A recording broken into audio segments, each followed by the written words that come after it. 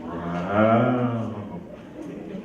There's a lot of you all here. This is awesome. Oh my goodness. We were afraid. Like, this is amazing. Good evening, my friends. My name is Sean Washington. I represent Saga Presents, part of the group of individuals that came to your fine town to share this experience with you. To be quite honest, my experience with Athens is limited, but important. There's a gentleman that you guys may know around here. His name is Joe Hoopenbecker. Sound familiar to some of you? Oh, yeah. Let me tell you about this guy. Joe Hoopenbecker used to work next to me in sport. I was working in sporting goods at an establishment a little ways away from here. And they put me in sporting goods for some unknown reason because, quite honestly, I know nothing about sports. I don't go outside. I don't hunt. I don't fish. I do nothing. Actually, I've made deals with bears. I say I'll stay out of their house if they stay out of mine. And we have been good with that. It's been great. So I'm working in sporting goods, and he's working in automotive. And he would take each of his breaks to go and harass me into the maximum amount he could every day. One day he came up and said, "Hey Sean, I have 2 ducks that I got on the way into work today. And what I'd like you, if you want it, you can take them and cook them and eat them, and I'll give them to you for free." And my mind began racing. I started thinking, I like this idea. I can take these ducks, I can cook them. And matter of fact, I can invite a lady friend over and really impress her by making these phenomenal ducks. And she'll be super excited about it, and who knows what could happen from there. So I took these 2 ducks home, I turned on my oven, I made a phone call, and my friend said she was gonna be coming over real soon, and I began to pluck the feathers off those ducks. 45 minutes later, I was still plucking feathers off the ducks. My kitchen had a little down coating, little white feathers everywhere, and I still had a quarter of a duck to pluck and a whole nother one. 20 minutes later, she walked to the door, looked at my apartment, which looked like I had just had the most outrageous pillow fight ever, and said, "You know what, I'll come back later." Another hour passed, and I had finally gotten done with almost getting this duck plucked. And I looked at it, and I felt my hands, and my hands smelled like duck fat. And the ducks looked like I had beaten them with a bat. And I realized I didn't want to eat these things anymore. But I had come this far, so I threw them in the oven. I went and took a shower and washed the duck fat off, is what I was thinking. But in all reality, the duck fat sat, the smell was there for 3 days or so before I finally stopped smelling it constantly. My roommate came home and said, "Oh, these ducks look amazing. Oh, it's going to be great. We're going to eat them." I said, "Oh, no. You're going to eat them. I will never again eat a duck, ever." I go back to work the next day, and Joe is standing there, and I go, "Joe, let me tell you what you did to me." And what he did was look at me in that way that Joe does, and said, "Sean, if I give you a gift and you don't know what to do with it, ask me." And I went, "Joe, that's a good piece of information you could have gave me yesterday." After that, he laughed at me some more, and then he talked about me like a dog when I got a promotion, and made me feel bad about getting a promotion. And he said, "No, you have more to give, and you're just taking a little promotion when you should be taking a whole career." And he made me feel so bad, I quit and took a job at a video game store. And that job led to me working as a lunch lady, and hairnet and everything. And from there, I ended up working in one school after another and ended up with a career. So oddly enough, my career is thanks to you all and Joe and 2 very, very special ducks.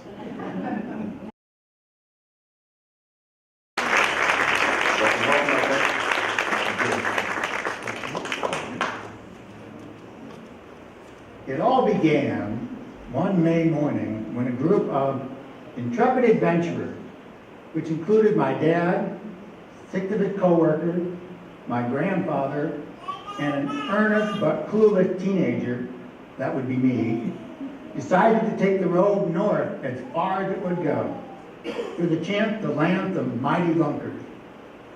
Our destination was Red Lake, Ontario, a 35-mile long body of water with more nooks and crannies than the Library of Congress. Our route started southbound on M66 highway, right outside our charming hamlet of Athens. Soon we veered westward, skirted past Chicago, and headed north, ever northward. Past the famous cheese fields of Wisconsin we went. Beyond Minnesota's tip we traversed. From there we tacked along Lake Superior's north coast until we arrived at the land of milk duds and honey grams, which along with yoo-hoo and root beer was basically our diet during that 24-hour excursion. Our grateful Econovan released 9 even more grateful passengers onto the threshold of the Grand Hotel. Okay, it was just a couple of rustical log cabins, but after that long haul, those accommodations sure looked grand. For the following week, we had the time of our lives, fishing, exploring, spotting wildlife. We were just having a great time. That is, until the next to last day of our stay. We found out from one of the locals about a prime spot supposedly packed with pike. We even got a hand-drawn map. That should have been our first big clue. Remember, this was back in the dark ages, you know, before GPS and smartphones and such. So we took off to this mythical location and actually found it without too much trouble. Sure enough, it was a fisherman's paradise. We were getting bites left and right, and not just from mosquitoes. In fact, the fish were drawing lots just for the privilege of jumping into our boat. We were having so much fun, we did not realize the day was quickly slipping by. Slate gray clouds drifted overhead, and we came to the ready conclusion that it was high time to hightail it back to home base. At least we thought we were going in the right direction. We quickly realized that we were not on track for that open water where we could make a beeline for the cabin. No. We circumnavigated several small islands and encountered endless inlets. Now, please understand, these gentlemen were experienced outdoorsmen, at home in the wild frontier as they were in their rec room. These guys had biological compasses. Moss grew on the north side of their boot. How could we be lost? But we were. Our trio of boats huddled and bobbed as we planned one last return home strategy. We decided to just keep heading in the direction we knew led back to the cabin, all the while looking for that elusive expanse of open water. If we didn't find it, we had resigned ourselves to making for the nearest landfall and hunkering down for the night. As the moments passed, a sobering new reality began to sink in. We were dangerously low on fuel. Even if we managed to camp overnight, how far would our depleted tank take us? How long would it be before someone searched for us? Our rations were down to a package of beef jerky and all the fresh water we could drink. Although I suspect one guy had a Kit Kat bar stash, you can't hide chocolate breath. And then, lo and behold, off in the distance, a break in the cloud, as a radiant sunbeam poured through. And what's this? A bright ball of light peeking through the treetops along the facing shore, almost like a reflection of some kind. Could it be? Yes! That gorgeous glint was shining off the metal roof of a remote cabin, like a beacon of sanctuary. It truly was one of the great moments of my life. We pointed our bow toward that noble sheen and coasted onto a pebble-strewn beach, powered by fumes and feverish willpower. Our euphoria was short-lived, however. The cabin discovery had only offered temporary relief to our dilemma. We still didn't know how far our home away from home was, and our tank had run dry. So, being guides, we performed a reconnaissance of the site. In short order, we discovered a few half-filled gas tanks. We couldn't believe our good fortune. Maybe we wouldn't end up at Barefoot after all. The old fishing camp was equipped with the bunk beds, so our motley crew settled in for the evening, soothed by our rapidly improving prospect. My mattress was about as thick as a Nilla wafer, but it was the height of luxury to me as visions of milk duds and honeygrams danced in my head. At the crack of dawn, we arose with clear head and renewed hope. We refueled and continued toward our desired destination. Within a half hour, we saw a broad swath of blue. We had found the open water. Hooray! Now all we had to do was follow our compasses home. It wasn't long before our beloved cabins were beckoning us from the approaching shore. We had made it. We shambled along the dock and kissed the sweet, sweet ground. A while later, after we had pinked each other purple to make sure it all wasn't just a dream, we began the long trek back to our home, good old Southwest Michigan. As we pulled away, a fellow named Buster, who had taken the wheel for the first ship, tilted his head back and asked, "Y'all want to do this again next year?" Without missing a beat, we enthusiastically responded, "You bet!" Thank you.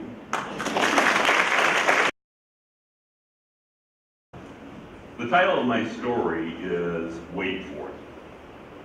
I'm a small town police officer and it's Thanksgiving morning.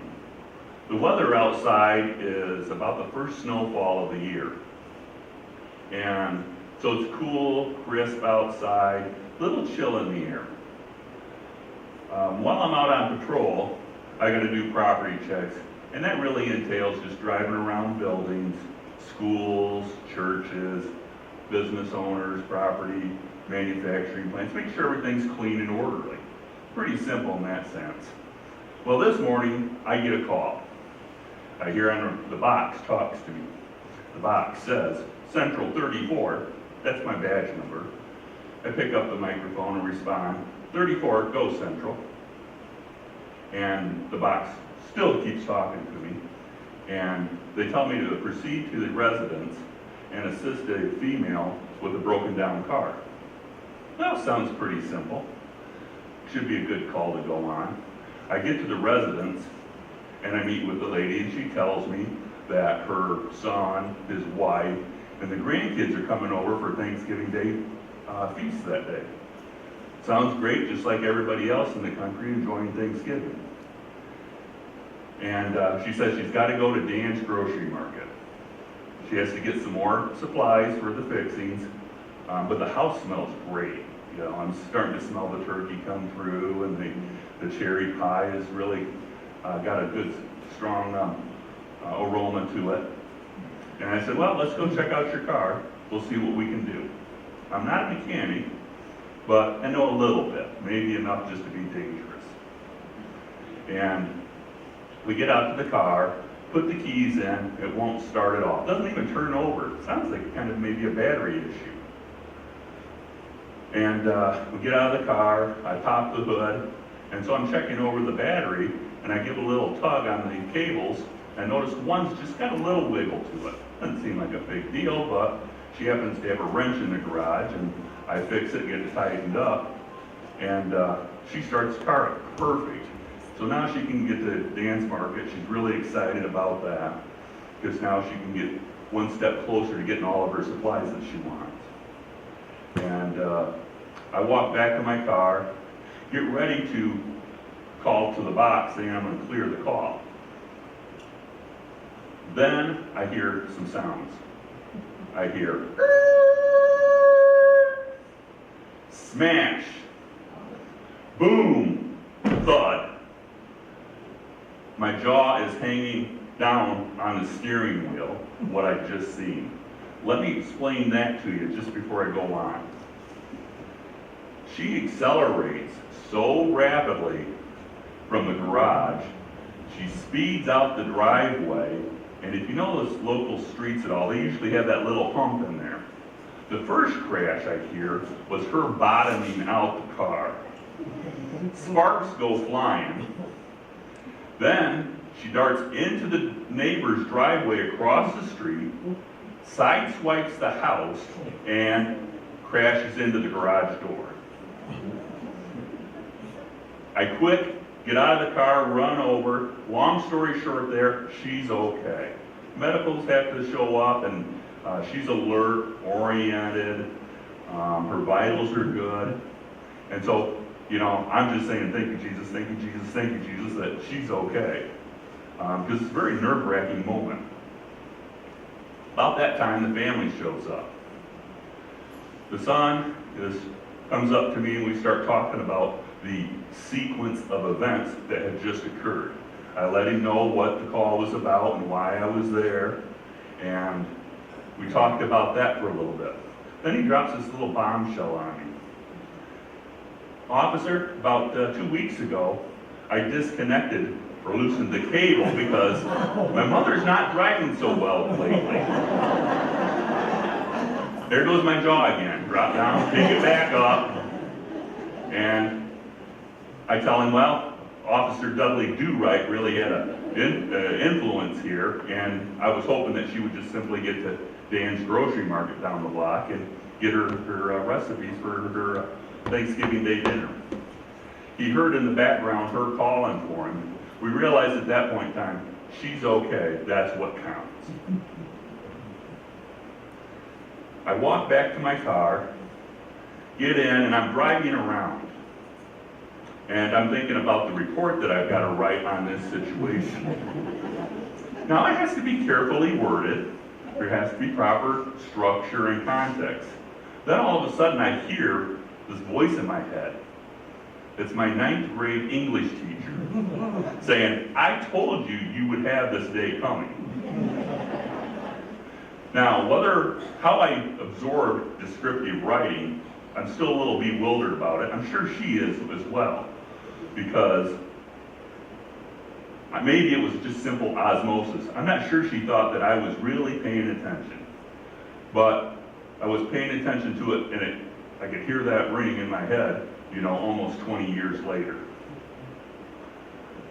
Then I'm in the parking lot driving around, and I'm turning around, and boom, I hit the brakes and stop.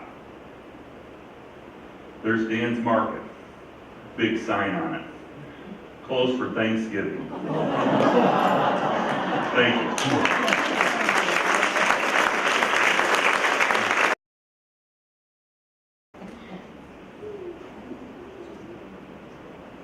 How you guys doing? So my story starts off in my 7th grade year when I come home all excited, early spring, and I come up to my mom and dad and I signed up for track and I want to be a hurdler. Well, my dad looks at me funny because I was born short and pigeon-toed. Sweetheart, I don't know if you can get over those hurdles. They're about yay tall, and you're about yay tall. Well, with a few weeks of practice and some good coaching, I learned to soar right over those hurdles and anything else that came in my way. A person, a desk, anything. So that's when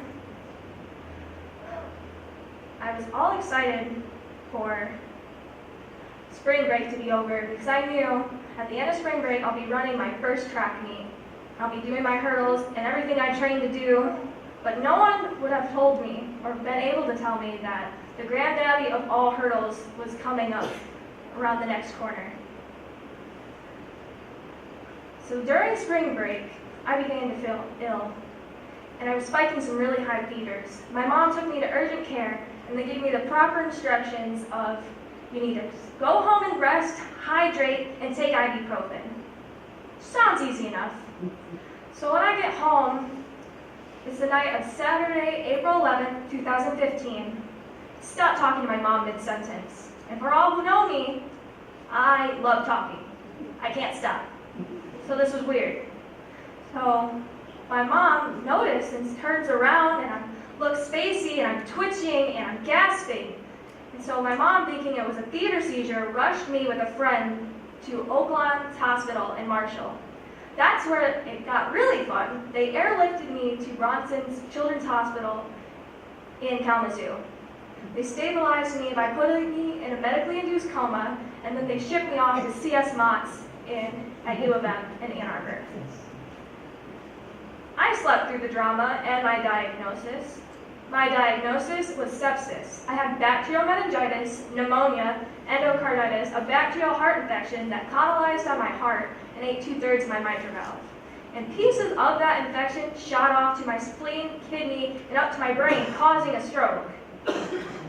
All fun things. No. And I awaited open heart surgery while taking high doses of IV antibiotics. And I had to wait 10 days to make it even better. That in those 10 days I had to wait, it was to be sure I didn't have another brain bleed. So on April 21st, 2015, God was great and surgery was successful. And then I was on to the next set of hurdles: physical, occupational, cognitive, and speech therapy. I laughed the first day of physical therapy when my trainer, she's so excited. "We got hurdles for you, sweetheart." And I'm excited because I'm thinking they're about here. Well, they're these ones, 5-inch ones. But let me tell you, they were just as scary as the ones I had to run at track, because I was held up with a gait belt as I wobbled single-legged over each hurdle. But I didn't let those ones stop me, because I knew I could do this and I needed to do this. Well, fast forward 9 months.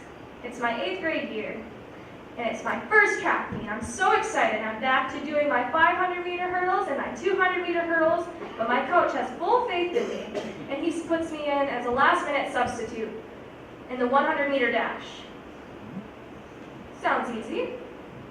So I get down to my blocks, and I'm ready to go, and everybody's just waiting for that gun to go off, and that's when I hear it.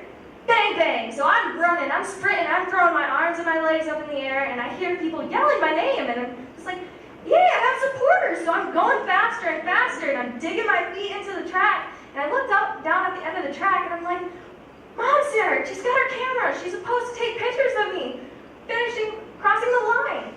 But her camera's not up, and she's mouthing something I don't understand.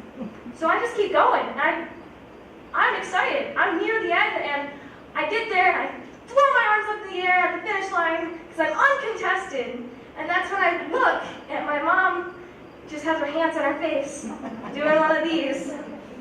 And I turn, with my arms still in the air, and I notice there's no one talking. And I notice that none of the people I ran with were with me. So I did a, "Hi guys," and I'm all confused. And my mom tells me, and she's like, "That was a false start. You weren't supposed to run. You were supposed to stay there because someone jumped the gun and you were supposed to start again." So I still have my arms up in the air, and I turn to the crowd, and I'm expecting booing, but I don't get a single boo. I get all these little conversations. "She had a stroke. She's half blind. She couldn't see. No one knows." And they were all telling everybody what was going on. All the people who didn't know soon knew. And so I just looked over at my mom, and I did the most perfect about face in my life, and I ran back to the end. Everybody was so understanding, and that just shows you that communities really know what to do in situations like this. But the only person who wasn't as understanding was the guy with the starter's pistol. No. So that's when I get down there, and I'm starting to get back to my lane for my blocks, and he gets in my face, waving his chubby little finger in my face. "You weren't supposed to run. What were you thinking? What are you doing? You're disqualified." Oh no, I thought. I had not overcome a 3% chance of survival, relearn how to walk, to be pushed around and bullied by a guy with a fake gun. Excuse me, sir, while they were getting the memo about false starts, I was being told I have to have open heart surgery, and I'm about to die, and you know what, I'm gonna rerun this race. And he just stands there. kind of backs up a little bit, just being safe. And he just goes, okay then. So I get back into my blocks, and everybody's glaring at me because no one gets a second chance, especially with this starter. So I get down in my blocks, and I'm ready, and this time I hear a bang! One single bang! I knew I could go this time! So I'm running a pretty pitiful second 100-meter dash, but I finished it, and it's okay, because I knew that I won to myself because A, I didn't let a guy with a fake gun bully me, B, I ran the race even if my lungs were telling me that you need to stop. We are dying. I've learned two things from having a stroke and running track, and that's there will always be hurdles and false starts, but you can never let anyone or anything stop you from running your own race, and that communities will always have your back when you need them the most.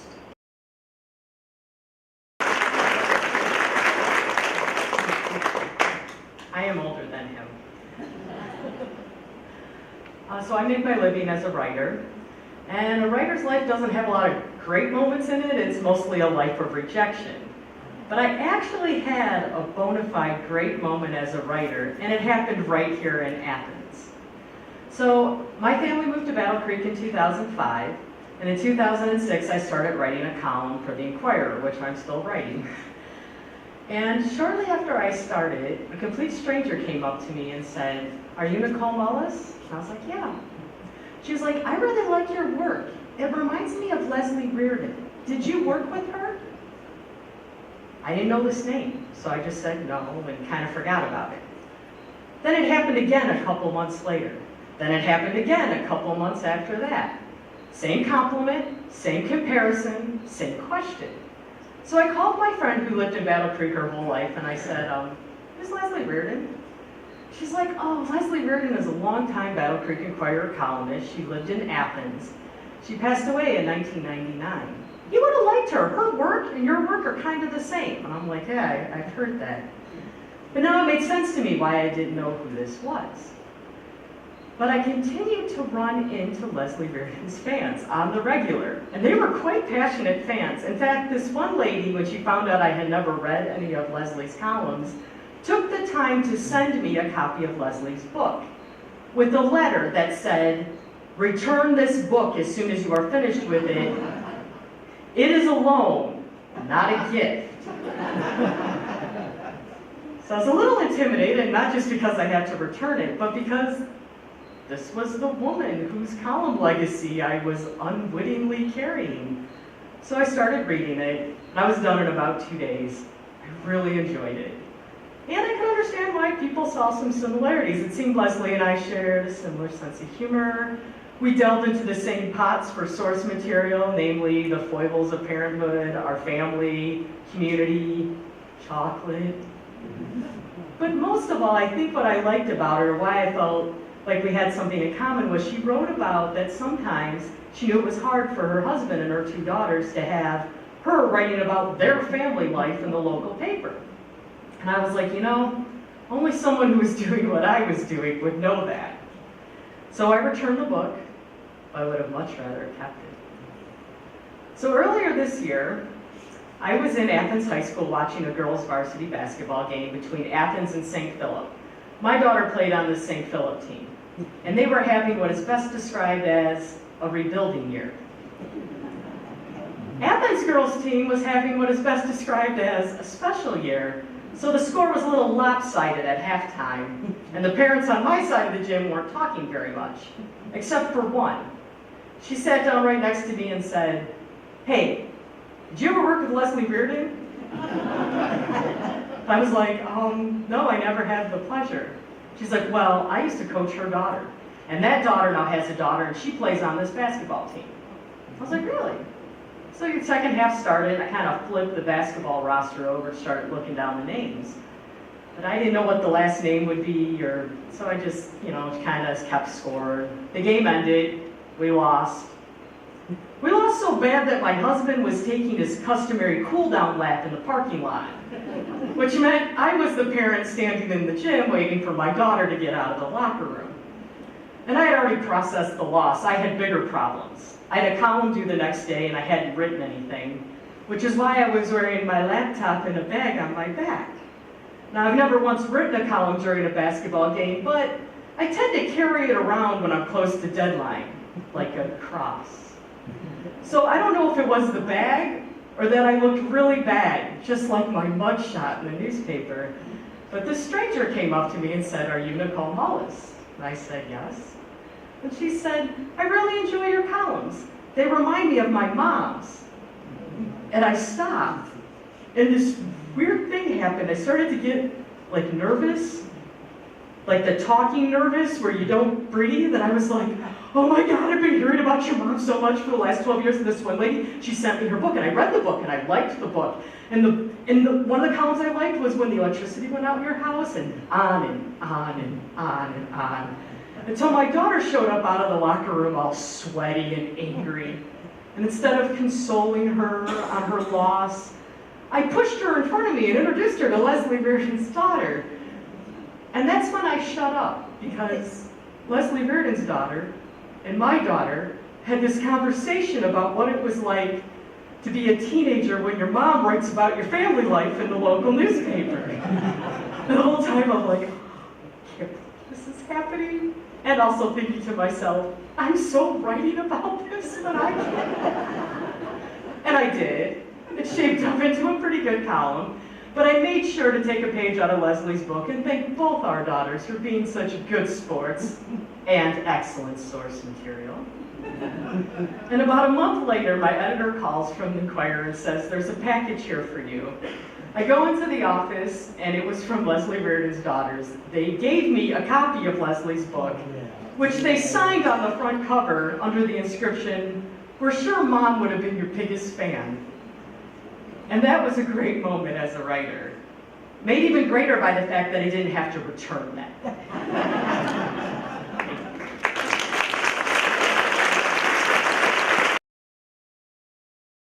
Good communication is not just about sending a clear message.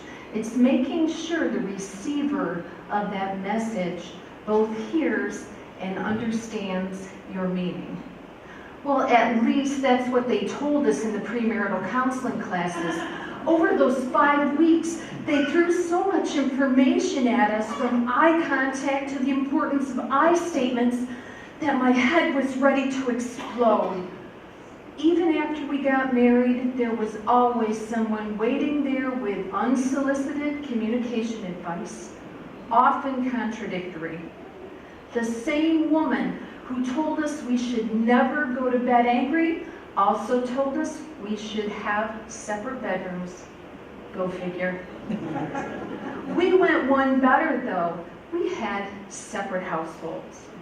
Now, not because of that, but because we had both been married previously and had children from those marriages.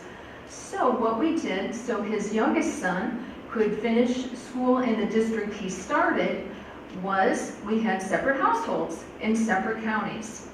I know some of you are probably saying, sounds like a good idea. But back on the communications front, it seemed like nothing was sacred, not even church. One Sunday, we learned in church that we also had to be cognizant of one another's love languages.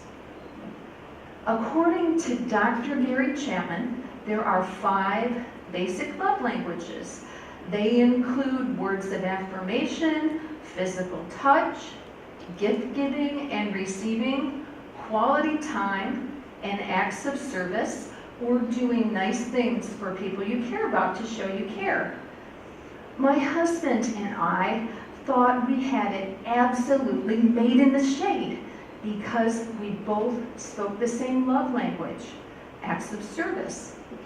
But what we didn't realize is that actually put us on a collision course where one was always trying to outdo the other. Because I take care of business, when he did something nice for me, he would be all puffed up with love, and I would feel deflated and lazy and even guilty. It was a tough spot to be in. Now, living in separate locations compounded that issue because on the weekends he came over for a conjugal visit. He would always ask in the afternoon before he left, "Is there anything I can do for you before I go?" And I, of course, would say no, because I'd like to take care of things. And he would leave looking so dejected and unhappy. It made me very sad. So as Valentine's Day approached, I thought to myself, you know what? I've got to do something really spectacular for him this year. But knowing what his love language was, I thought the best thing I could possibly do for my spouse is to have him do something for me. So I thought about it, and I thought about it, and I had just gotten a different car, and when I was out popping the hood on that to check the coolant, I didn't have quite enough strength to get it open, and the light went off. That's it. This isn't a major thing to ask, but it's a start. And I could picture how happy he would be to be able to help me. So on Valentine's Day, I was all ready with my surprise. After church that day, we went out to lunch. On the way back, we were having a great time in the car. He's driving, we're chatting, we're singing along to an old song on the radio, when he interrupts that with his usual Sunday question. "Do you have anything I can do for you before I go home today?" Oh, I was ready. He was going to be so happy. So I said, "Would you please check my coolant?" But what I didn't know is the radio had been up so loud it had actually muted the last word of my request. So what he heard me to say was, "Would you please check my colon?" Slight difference. But boy, did he look surprised.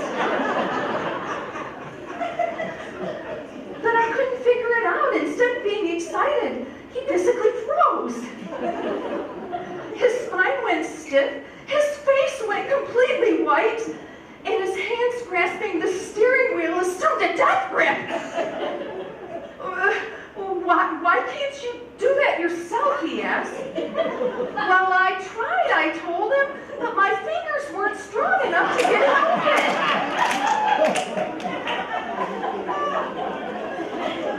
In retrospect, to his credit, he managed to keep the car on the road while coming up with a rebuttal. "Well, you know," he said, "there's places where you can go where they specialize in doing that sort of thing." Really? The man was an engineer, so I held that against him. "Look," I said, "like you always say, why go somewhere and pay someone for something we can do ourselves for free?"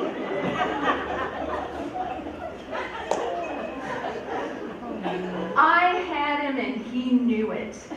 So he did what he always does when he knows I'm right. He went silent.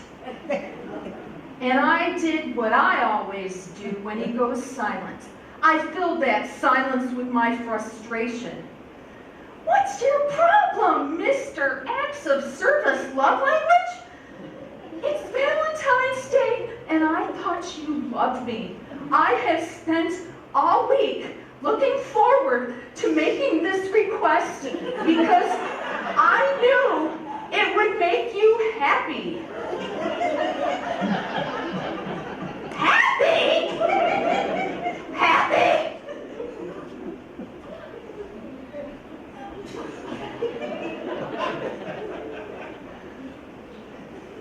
After a while, he stopped hyperventilating, and he let out a couple of deep breaths.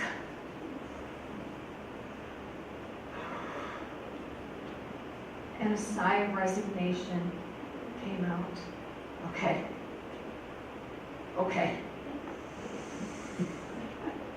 You win. Where do you want to do this? Out in the driveway! And that is when I knew the source of our failure to communicate.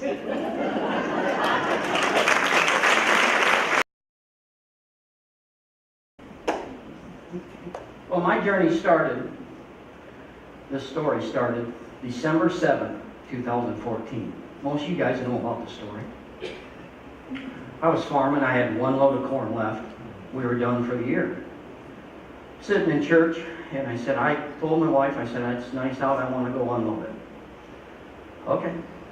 So, we leave the house, we stop by, pick up my nephew. It's my son, my nephew, and I. 2 14-year-olds and me. We go out there, we discuss what we're going to do. Sometimes the best laid plan doesn't come together. I was driving the truck, and my nephew had to push the auger underneath. Now the easiest thing would have been just take it to market and be done with it. I don't do much things very easy. So I pull the truck ahead, I look ahead and look back, I can't find my nephew. Where's he at? I jump out of the truck, go back there. I have a semi. The semi weighs 80,000 pounds. It's on top of him. I call my son. I call 911. When 911's talking to you, it feels like a year. I give him the address. I tell him it's bad. So it takes a little while for him to get there. So I have a piece of machinery there, and I have the ability to get this truck off there. 7 months earlier, my dad passed away of dementia. I get a piece of machinery up there, get ready to pull this trailer off of there, and I have a higher power not letting me move my hands. My dad's at Heaven Gate talking to Luke saying, we're not ready for you. You get back down there. So I do the next thing. I ask my 14-year-old son to go underneath there and talk to him. So they're talking about baseball, they're talking about basketball, they're talking about everything. Just as calm can be.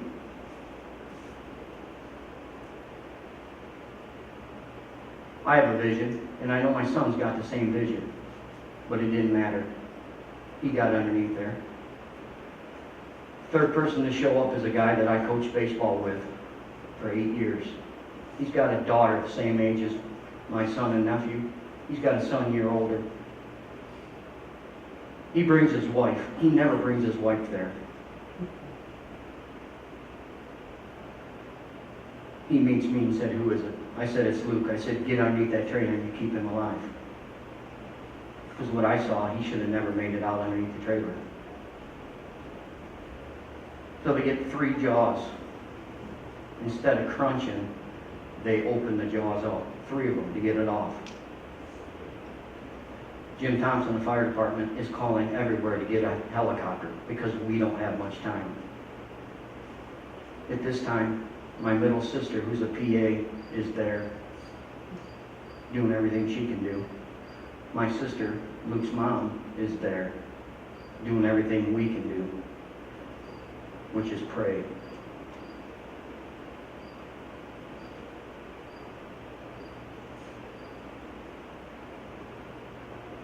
So they get him out, no helicopter. They put him in an ambulance.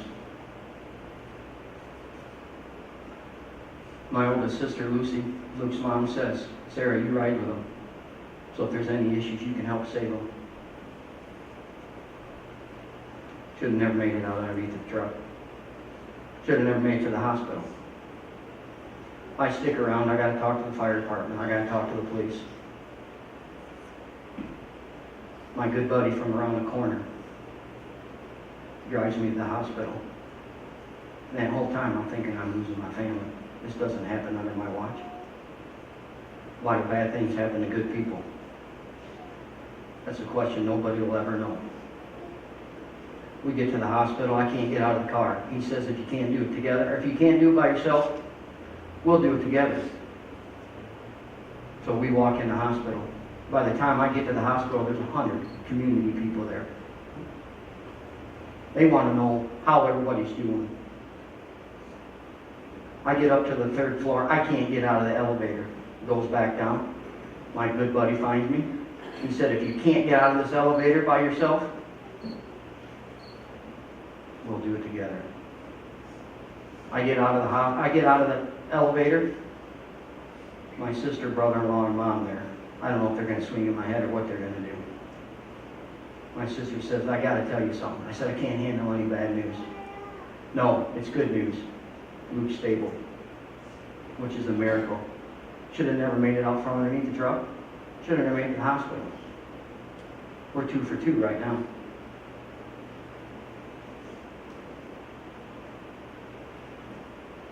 So people start coming up, and I don't know how they're going to react to me. But this is a great point right here. Community. Community didn't care how it happened. It was an accident.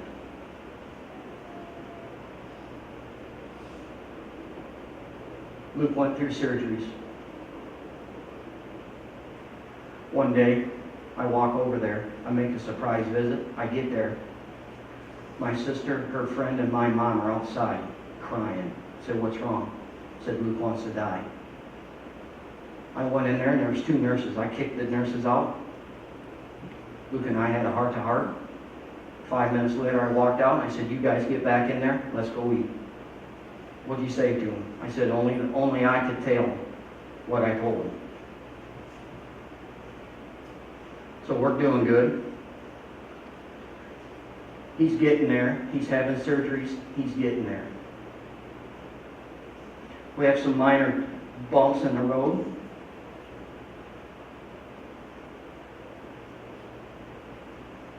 But right now, I'm 47 years old. I've never had a drink. Nobody would have blamed me for burying myself in a bottle. I didn't. The reason why I'm standing up here is I'm a dime a dozen, run-of-the-mill guy. If you have faith, family, friends, and community, you can get through a lot of things.